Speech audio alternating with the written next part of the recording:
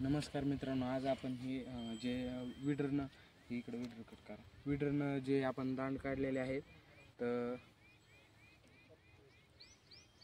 विडरनं जे दांड काढलेले आहेत, तर आता आपण टोकन यंत्राने आता ह्याच्यामध्ये जे गहू टाकलेले आहेत, तर हे गहू जे आहेत, तर हे आपले गहू ह्याच्यामध्ये टाकून आता आपण इथं हे लावून घेणार आहोत साऱ्यामध्ये.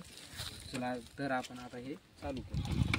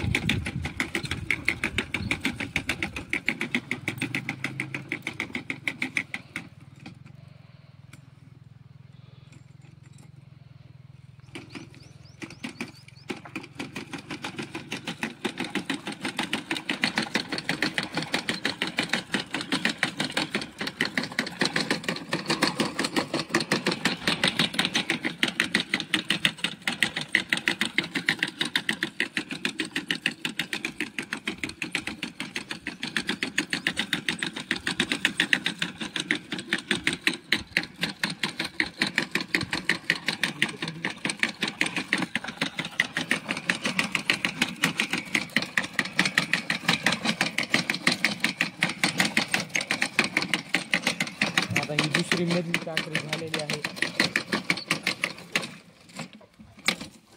आता एकाच दांडामध्ये आपण 3 काकऱ्या तिकडे पलीकडे तर तुम्ही बघितलेल्या आहे. आता ह्या दोन, एक त्या वारमाच्या साईडनं आणि मध्ये एक घेतली आहे. आता ह्या वारमाच्या साईडने ती तिसरी एक काकरी आता आपण ह्याची जी सेटिंग आहे ती आपण अगोदरच केलेली होती.